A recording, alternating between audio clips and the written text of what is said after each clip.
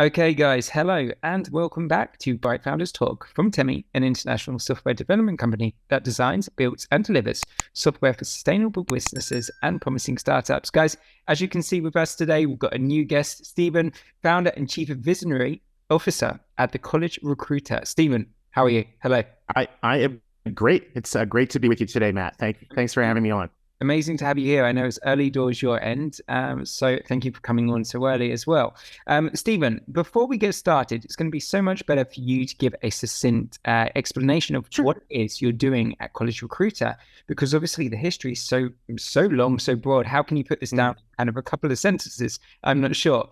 But obviously going for over than 30 years now at College Recruiter, I think since 1991, Correct. begun, yeah. Yes. Tell me, what is it you do? Tell our listeners, what is College Recruit all about? I've had many family members ask me, just what is it that you do in all different kinds of contexts? So at a really high level, College Recruiter believes that every student and recent graduate deserves a great career. And we believe that hiring those students and recent grads should be easy, painless, efficient, effective for employers. So in a nutshell, we are a job search site. So think Indeed, LinkedIn, in Ukraine, Jubal, Jobsora are really big Ukrainian headquartered companies with global operations. Our niche, unlike those general sites, our niche is college and university students and what we call recent graduates, people who have graduated within the last 3 years. Our customers are primarily Fortune 1000 companies, government agencies, and other employers that hire at scale, dozens, hundreds a year. So definitely some of your listeners, even if they don't work for a company with 5,000 people, if they're going from 50 to 80 people this year, that's something that would be the kind of organization that we would consider to be hiring at scale. Wow. Okay, nice. So, I mean, very well done. 30 years put in there, covered in a minute or so. Tell me, Stephen, where did the idea begin from? Let's go back 1991. Well, let's probably go before 1991. Where did this idea come about? Yeah, so I grew up in Winnipeg, Canada. And I was in my, what Americans call their senior year, most of the rest of the year of the world, fourth year, penultimate, whatever, but my final year of undergraduate business school. And I was in a small business marketing program, and the entire class was based around a group project where you wrote a business plan. My couple of my friends and I wrote a business plan for one of my friends. He had a micro business where he published campus like calendars, coupon magazines, stuff like that. Restaurants, retailers would advertise with him. He would give them away for free to the students. I happened to be at the Arizona State University campus in suburban Phoenix, Arizona, on vacation. Picked up a copy of their campus map, and it had advertising around the borders. So it looked pretty similar to some of the stuff that my friend was doing through his micro business. I brought it back to him and said, hey, here's another product for you. He wasn't interested. He thought it was the stupidest thing in the world. And maybe it was, but he had no issues though with me publishing a map like that for our undergraduate campus. I was looking for something to do in between my undergrad education and grad school. I was coming to here to Minneapolis, Minnesota in the fall to go to law school. And I had like 4 or 5 months. So I did this map. It was great. Made good money, had a really good time, basically gave it away to a couple of my friends, came for law school, was in law school for 3 years, did pretty well, graduated, and I was working in my first year as a lawyer after law school when one of those friends that I had given the business away to contacted me and said, hey, do you want to be my partner? I'm looking to expand from Winnipeg, Canada, down into the US. You know the business, we like and trust each other. Would that make sense? And it did make sense, but we just couldn't make the money work. He wasn't throwing off enough cash in his business to be able to basically give me enough of a salary that I could buy food and pay rent. And I needed that. So while I was still working as a lawyer, I started this business part-time. And for the first couple of years, published campus maps of the University of Minnesota campus. I wasn't competing with my friend. He had no issues with it.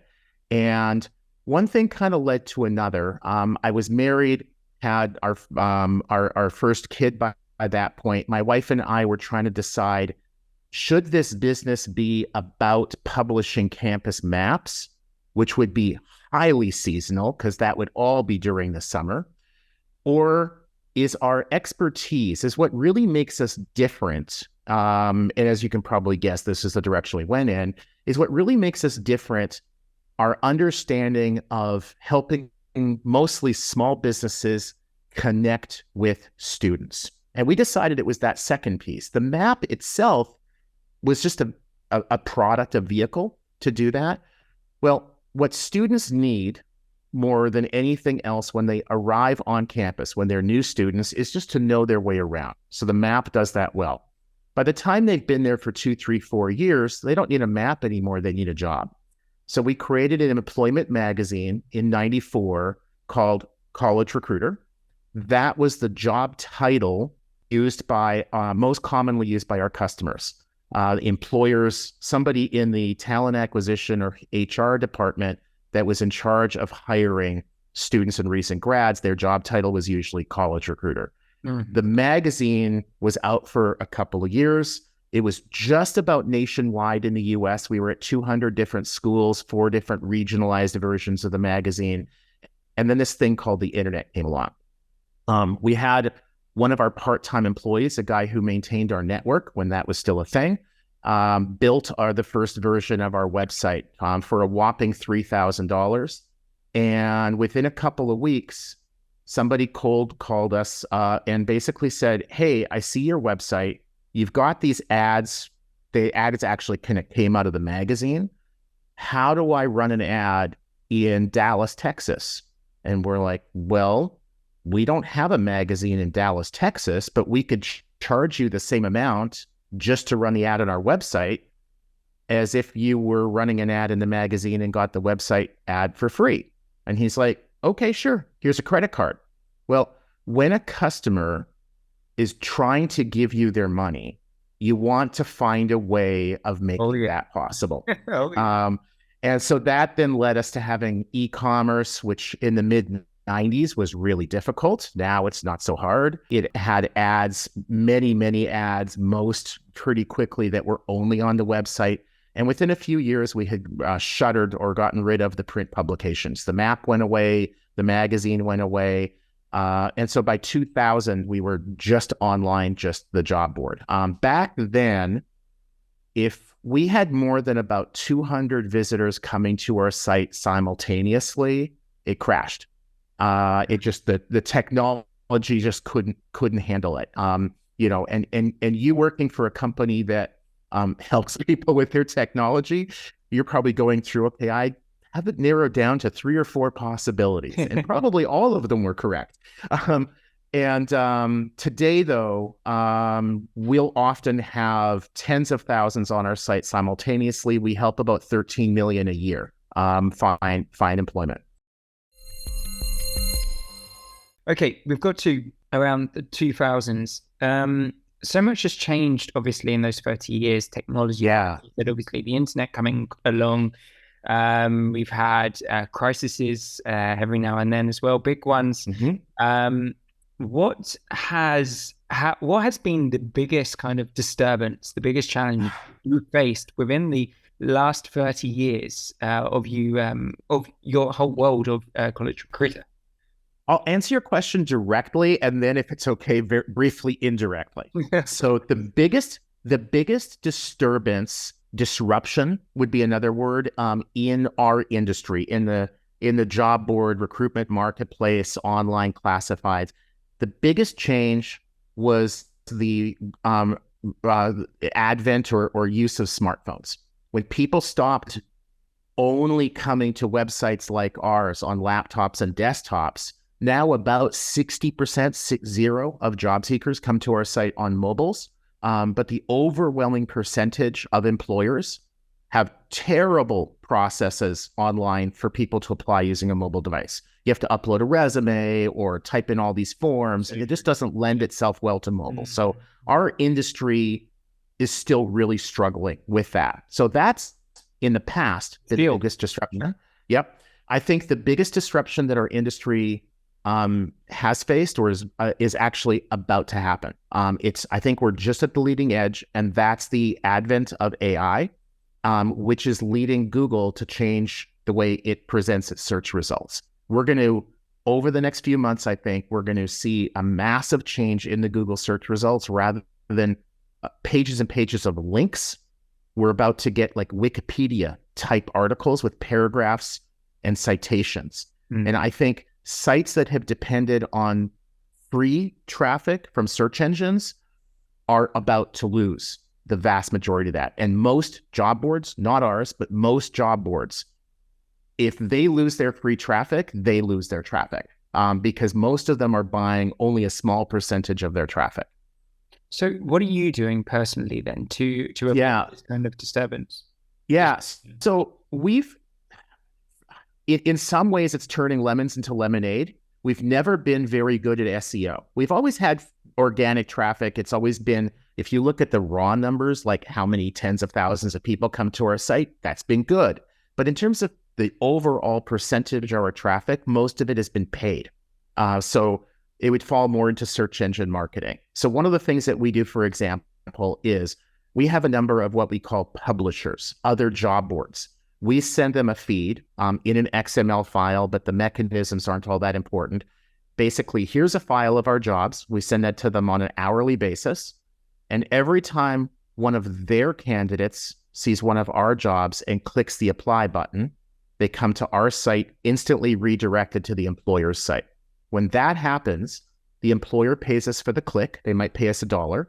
And then we pay our publisher, we might up a percentage of that. It might be 40 cents, 50 cents, 60 cents. It kind of depends upon how much traffic we need to buy and what kind of quality that traffic is. How likely is it that candidate converts into somebody who applies to the job, et cetera. So we buy from other job boards most of our traffic. And that insulates us a bit from these massive changes that are just starting at Google. Interesting. Okay, fascinating there. Tell me, with this then, obviously, with the technological advances which have happened over the 30 years, let's kind of cut it down to the last 10 years. What has been the best moment? What has been the most useful moment in the technological advancement for College Recruiter? Or is that the best still to come? Well, I would say that the best moment, almost quite literally, within a few minutes, I can still picture it very vividly in my mind. It was October 2016. Mm-hmm. My wife, who is our CEO and has a much stronger technology background than I do, she was a KPMG IT consultant. She and I were visiting our oldest son, who was working on a presidential campaign. And so we're out of town visiting him, and we're literally walking along a beach on one of the Great Lakes in the US. And we're talking about this new product that we had. It was a pay-per-click job posting product. So rather than charging employers like a couple $100 to run an ad for 30 days, we were going to charge them 50 cents, 75 cents, $1 every time a candidate went from our site to theirs, that click. We knew it was a new product. We needed a new way of marketing it to our employer customers. And one of the key pieces there was to come up with a name and a process behind it. What are the different steps that we're going to take in order to make this product work well? We came up with the product name, Jobs That Scale. It was, people use the word epiphany when it just sort of like something comes to your head and you're not quite sure where it comes from, but that's what came up. So I came up with the name, like a light bulb moment. And she, with a stronger technology side, came up with the process. We're going to have to do this, then this, then this, then this, then this. So once we had that all ironed out, it was the most productive 10 minutes of my life. I mean, there were hours and hours of conversation before and after that, but the guts, that moment was right then. Once we had that ironed out, then it was a matter of communicating that to the developers. And we had that product up and running in weeks.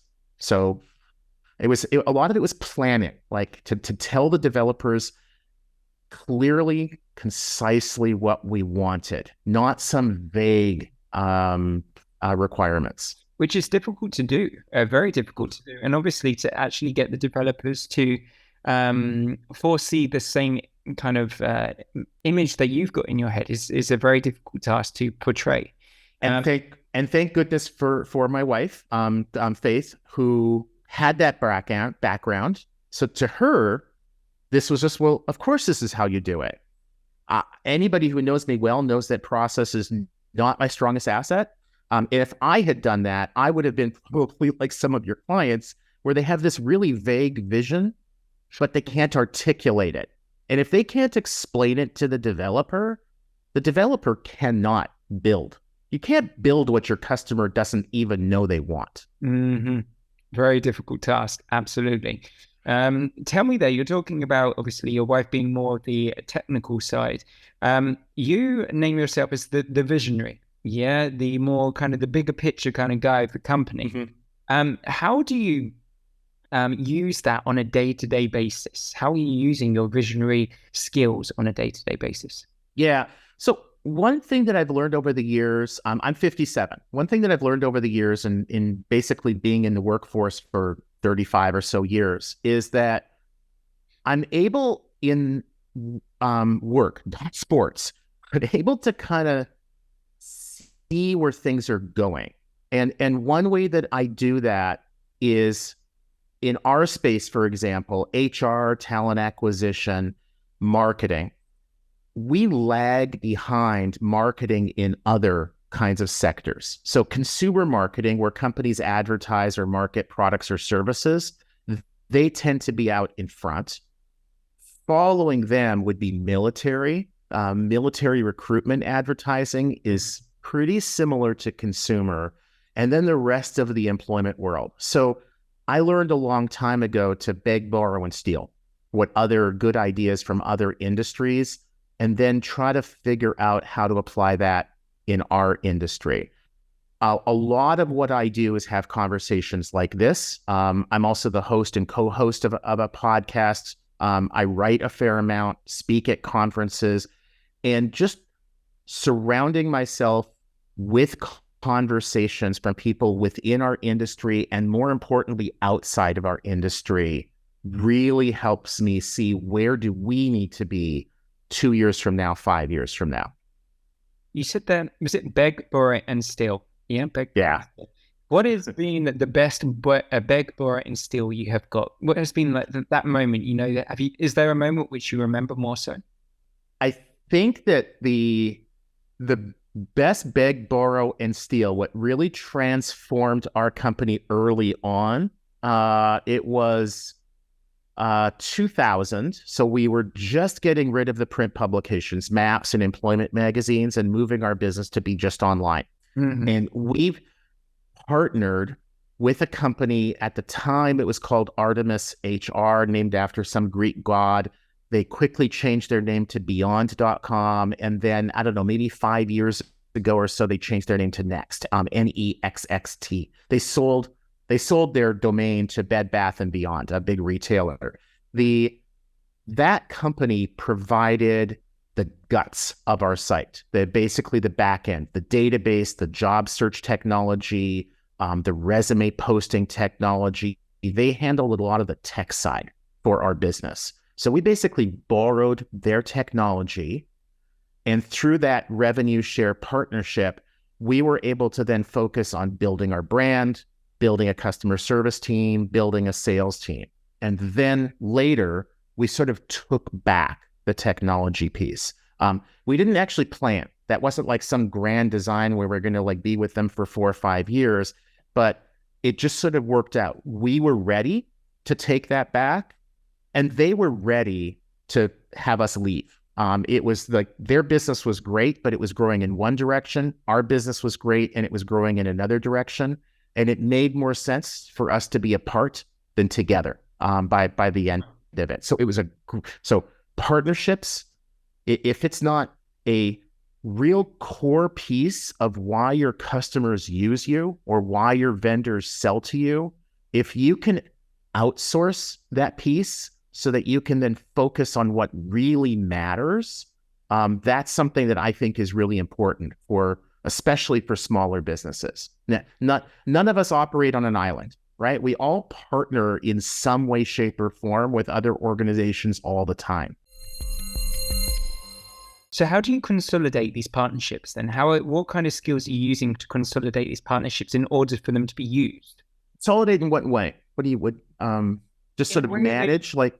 In a way which can be managed, but for people to, as you're saying there, that you're not on an island, for people to understand that you're working together and it's not a one-trick kind of, one person at the race. One thing that I found in our environment is that we are really bad at reselling or products or services offered by some third party. So I get approached almost every day, or we do, with a company that wants us to basically include or bundle their products or services to our customers. So if we're meeting with our customer and trying to get them to buy our products, we should also get them to buy products from another company, and then we would get a revenue share, commission, something like that. We're not good at that. So one thing is knowing when to say no. And I just had one of those yesterday. Great company, great product, fair financial scheme. Absolutely not, because I know we're going to fail. It's not about them, it's about us. So saying no at the right times and keeping your focus is really important. Another thing is that I found in our environment is that we don't want to go to our customers and basically say, we're selling you A and College Recruiter produced that. We're also going to sell you B, and that's from this other company. It confuses our customers. Why would we buy something from some other company? We could just go directly to them, and they're right, and they should. So when we bundle or partner products and services or components into ours, that is all done in a seamless way. Our customers are paying us for outcomes. An analogy is, if you run a butcher shop and your customer comes to you to buy sausage, you want to sell them the sausage. You don't want to take them on a tour of the slaughterhouse. You don't want to show them how the sausage is made. First of all, they'll probably throw up. And it'll turn them off from buying the sausage when they see literally how messy that is. They just want the sausage. So I don't get into all those details. We wouldn't lie about it, but we also don't hit them over the head with this comes from us, but this piece comes from someone else. I understand completely. I mean, it's one of those things where the customer needs to know what they need to know, unless they're asking for more, really. For example, a great example is email. No idea. Most people don't know how email works, but they use it because it works. Tell me that. So I apologize for keeping saying about the 30 years because it feels like something that you shouldn't be saying, but actually I think it's an amazing achievement for you to be around for over 30 years, especially now in a world of startups. Yeah. How have you kept at it for 30 years? Because obviously as an entrepreneur, you've got your own business. You had the entrepreneur mindset at the beginning. You saw something, you went for it. Have you ever had that kind of the entrepreneur bug where you want to start something new, where you've seen something else and you want to go at it? And also, how have you stayed doing what you're doing for such a long time? Yeah, one thing is that being in a technology related industry, the industry itself evolves greatly. From the outside looking in, if you're an employer, you're just going to say, well, job boards haven't changed at all in 20 years. The mission and the basic business model is very, very similar to what it was in the 90s, but how we do it is completely different. You could say that the car industry hasn't evolved since the early 1900s because they built these metal things with 4 wheels that you could take on a road and it could take your family from A to B. But you can't possibly compare a car from 2023 to a car from 1910. They're just so different. And the job board industry is like that. So because the industry has changed, so must our company, so much our products. And that's definitely kept us, me very engaged. We've heard from a number of our customers and partners that they admire us for continually staying relevant is the word that they use to describe it. And I think that there's something to be said for that. You know, the vast majority of businesses fail within the first couple years. Those that make it out of their first couple years tend to do pretty well. But getting to 10, 20, 30, 40 years, it becomes, very, very uncommon. Another thing that helped us and also hurt us is that we've never raised investment money. We have never had venture capitalists breathing down our back, insisting that we spend money foolishly and going for broke and taking all these massive risks. We have taken risks. We have made mistakes. They have hurt us financially at times, but they've been manageable. And we haven't had these third parties sort of pushing us to the brink of bankruptcy in the hopes that we get to the moon, and so that helps a lot too. I think that there's this tendency amongst startups to be too risky and to spend money on the wrong things. We live to fight another day, if we don't have a home run or get to the moon today, but we're alive and operating properly tomorrow, the next week, the next month, the next year, to us, that's more successful. The other thing with staying in business for 30 years is that we have definitely evolved. That kind of goes back to the car analogy. There have been every 3, 4, 5 years, we can kind of look back and say that was a pretty big turning point, but never have we done what I would call pivoted. I think for a startup, it is appropriate to pivot. So I'm not criticizing it. But once you get past that startup point and you're sort of operating in a more sustainable, even-keeled manner, a pivot to me is an admission that what you were doing was a complete failure and you have to completely change in order to survive. For a startup, again, you're 6 months into business, 2 years, it makes sense. But you've been in business for 10 years, unless there's some massive macroeconomic change, pivoting to me is just the wrong strategy. So I guess another way, evolution instead of revolution. We've evolved instead of gone through, revolutionary changes. Steven, you talk there about relevance as well, staying relevant. What is your tip to staying relevant? Because that's a very difficult thing to do. It's not just about reading and staying on top of trends. What do you do to stay relevant? Yeah, so we for the last, I think, 5-6 years, we have managed our business using something called EOS, Entrepreneur's Operating System. I'm not pitching it. We don't get any money from it. I'm just a happy user, basically. There's a book on Amazon, tons of other places, called Traction, Get a Grip on Your Business. The author is a guy named Gino Wickman. His former business partner is our consultant that helps us manage this EOS process. EOS rounds away, teaches you to look at your business, the mission, your products, how you deliver them in terms of, based upon what your uniques are. What is it? What 3, 4, 5 things is it about your business that when put together make you unique? And what it really forces you to do is to look at your business through the eyes of your customer. What are they really buying from you, right? Like if you sell knives, your customers aren't really buying knives from you. They're buying a tool that will help them cut meat or whatever they're going to use that knife for. So if you can make that knife or tool better for that purpose, you're going to keep more customers, you're going to increase your wallet share, you're going to win new customers. So for us, we've never believed that our customers are buying job posting ads from us. What they're buying from us is the ability to connect with quality candidates that meet the employer's needs at scale. So not just one or two here or there, but hundreds, thousands, tens of thousands. And when we look at it from that perspective, how we design the product, how we price it is very secondary. It's driven by what the customer wants today and also the direction that the industry is going in. Amazing. That's 100%. It's going to be very, very useful information for business, for sure. Steven, last question for you here.